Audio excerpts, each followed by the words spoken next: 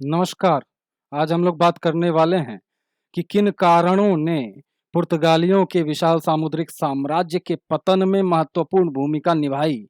इस दिशा में बढ़ते हुए जब हम लोग अध्ययन करते हैं, तब हमें पता चलता है कि सबसे प्रमुख कारण जो था, वह था धार्मिक असहिष्णुता की नीति। असहिष्णुता की नीति। धार्मिक असहिष्णु धार्मिक असहिष्णुता की नीति ने महत्वपूर्ण भूमिका निभाई थी। जैसा कि हम लोग जानते हैं कि फ्रांसिस्को द अल्मेडा के बाद अल्फांसो द अल्बुकर्क जब 1509 ईस्वी में दूसरा पुर्तगाली गवर्नर बनकर भारत आया था, तो उसने स्थायी पुर्तगाली बस्ती बसाने की बात पर ज्यादा जोर देने की कोशिश की थी। इसके लिए उसने पुर्तगाली पुरुषों को भारतीय स्त्रियों से विवाह करने के लिए प्रोत्साहित किया।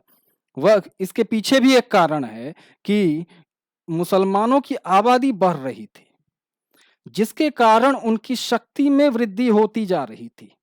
इस शक्ति को प्रभावहीन करने के लिए वह ईसाइयों की संख्या बढ़ाना चाह रहा था, जिसके लिए स्थायी पुर्तगीज बस्तियों का होना अनिवार्य था। ये प्रमुख कारण थे उसकी इस नीति के पीछे।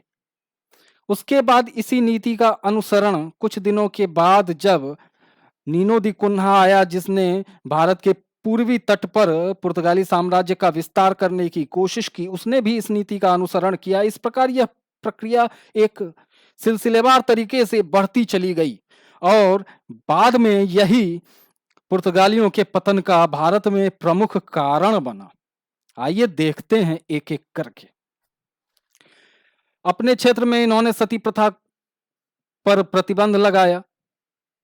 हालांकि ये बात सही थी कि सती प्रथा का उन्मूलन होना आवश्यक था, लेकिन तत्कालीन सामाजिक स्थितियों में लोगों को लगा कि ये उनके धार्मिक मामलों में हस्तक्षेप कर रहे हैं।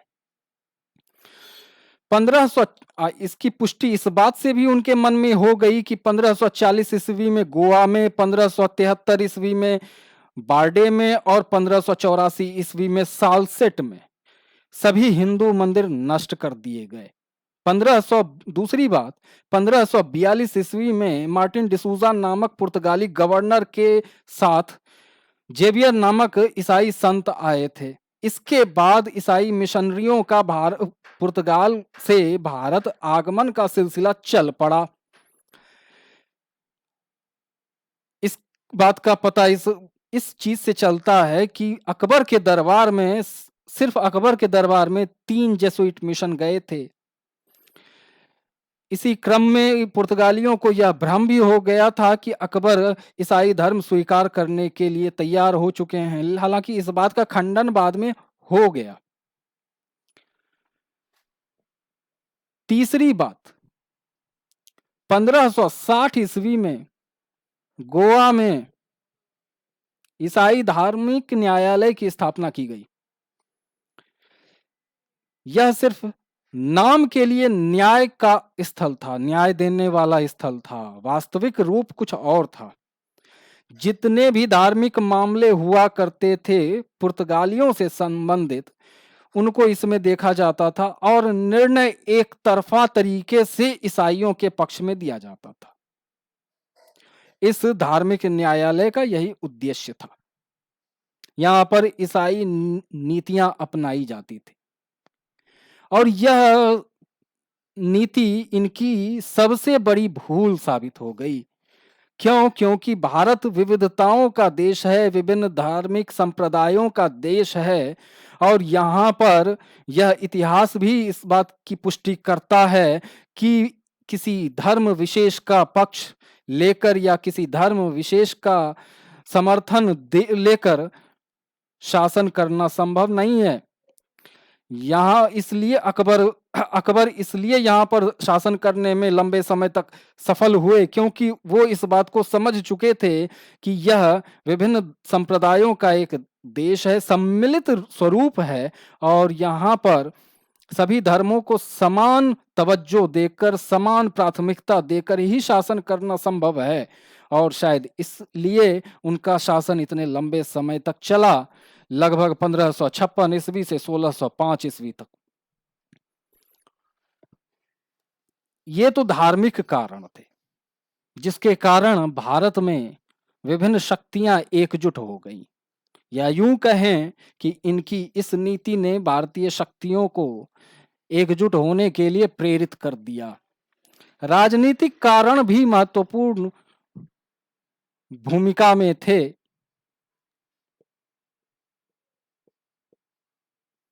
1598 के आसपास जब डच ने दक्षिण और दक्षिण पूर्वी एशियाई भाग में प्रवेश किया और उसके तुरंत बाद अंग्रेज प्रवेश किए, उसके आने वाले 20 वर्षों में इनका एकाधिकार लगभग समाप्त हो गया था इस क्षेत्र में।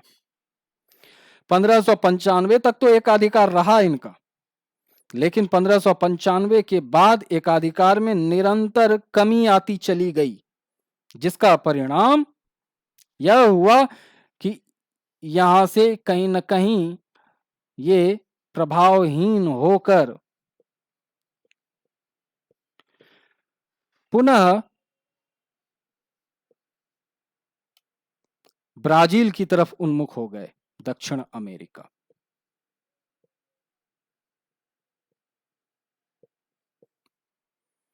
आइए देखते हैं कि कौन से वो राजनीतिक कारण थे जिन्होंने इनको यहां से वापस जाने के लिए मजबूर कर दिया। सबसे पहली बात, इनका चुपके चुपके व्यापार करना ही इनके ताबूत की कील सिद्ध हो गई। तुर्की,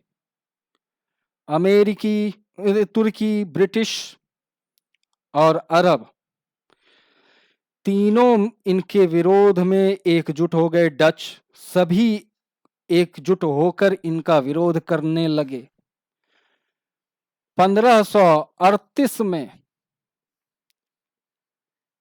तुर्कों ने अदन पर अधिकार कर लिया।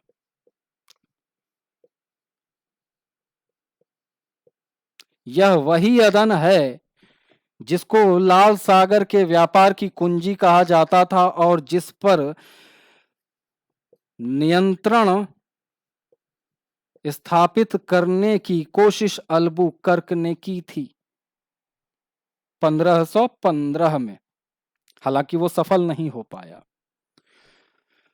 1602 ईस्वी में दक्षिण पूर्वी एशियाई क्षेत्र में स्थित बांटम के निकट डचों ने इनको पराजित कर दिया।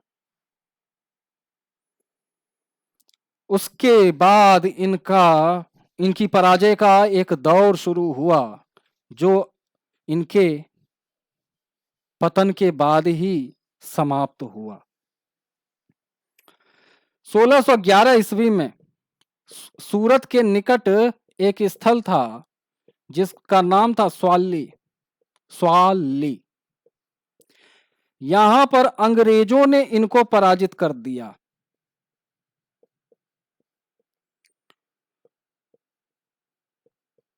अंग्रेजों ने पराजित किया।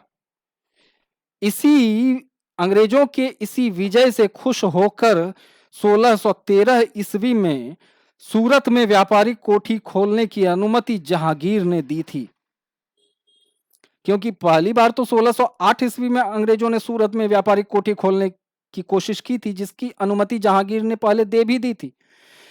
लेकिन बाद में स्थानीय व्यापारियों के विरोध के कारण यह आदेश वापस कर लिया गया और जब 1611 ईस्वी में स्वाली के निकट इन्होंने पुर्तगाली बेड़े को पराजित किया तो उसके बाद 1613 ईस्वी में वापस जहांगीर ने इनको वहां पर व्यापार करने का अधिकार दे दिया और इस प्रकार यहाँ उन्होंने दूसरी कोठी 1613 ईस्वी में अंग्रेजों ने बनाई थी। बहरहाल हम लोग बात कर रहे थे पुर्तगाली साम्राज्य के पतन के कारणों की, तो उसमें दूसरा कारण यह था। तीसरा कारण कि 1628 ईस्वी में हरमुज पर अंग्रेजों का कब्जा हो गया। अंग्रेज बहुत तेजी से आगे बढ़ रहे थे, अंग्रेज और डच। ये हरमुज, जिसको फारस की खाड़ी के व्यापार की कुंजी कहा जाता था, यह हरमुज वही है जिस पर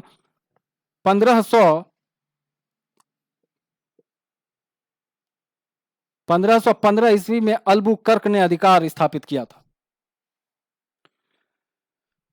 1628 ईस्वी में हरमुज पर यह अंग्रेजों ने अधिकार कर लिया फारस की सेना की सहायता से। 1632 ईस्वी में शाहजहां के निर्देश पर कासिम खां के नेतृत्व में मुगलों ने हुगली पर कब्जा कर लिया। जिस हुगली पर अल्फांसो द अल्बुकर्क के बाद नीनो दी कुन्हा ने कब्जा किया था, उस नीनो दी कुन्हा के प्रयास को अंततः मुगलों ने समाप्त करके और हुगली पर अपना प्रभाव पुनः कायम किया।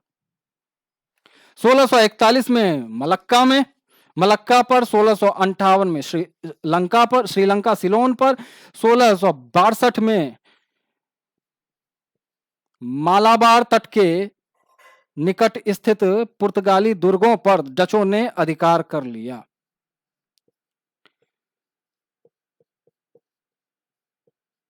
इस प्रकार मालाबार तट,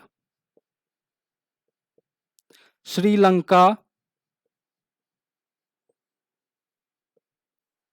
और दक्षिण पूर्वी एशिया का व्यापार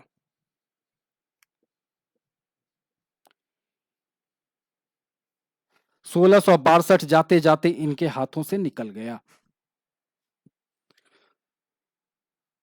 1700 इसके कुछ दिनों के बाद 1732 ईस्वी में 1739 ईस्वी में मराठों ने साष्टी और बिसाई पर कब्जा कर लिया।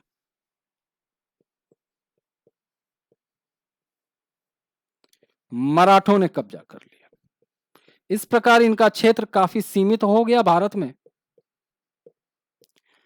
और चूंकि जिस समय पेड्रो अल्वारेज कैब्रल नामक दूसरा पुर्तगाली भारत पहुंचा था, और जैसा कि हम लोग बात कर चुके हैं कि उसने अरबी जहाज को पकड़कर जमोरिन को उपहार स्वरूप प्रदान किया था, उसी वर्ष 1500 ईस्वी में उसी पेड्रो अल्वारेज कैब्रल ने दक्षिण अमेरिका में ब्राजील की खोज की, जिसे तोतों का देश भी कहा जाता था।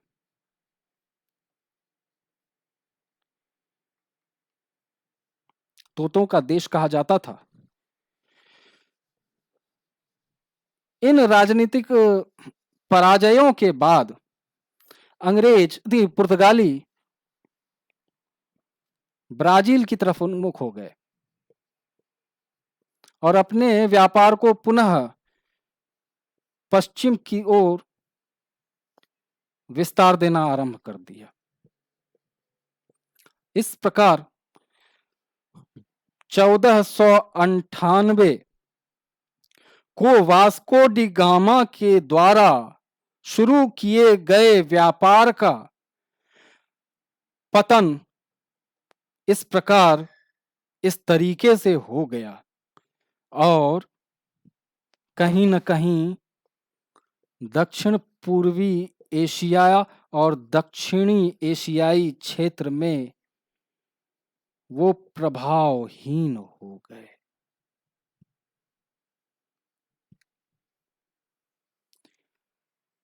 इन्हीं कारणों के कारण पुर्तगाली साम्राज्य का, जिसको एस्तादो द इंडिया कहा जाता था और जिसके कारण पुर्तगाली स्वयं को सागर का स्वामी कहने लगे थे, अंततोगत्वा पतन की राह पर चल पड़ा और पतन को प्राप्त हुआ। इस क्लास में इतना ही। अगले वीडियो में हम लोग कुछ नया सीखने का प्रयास करेंगे। तब तक के लिए जय हिंद।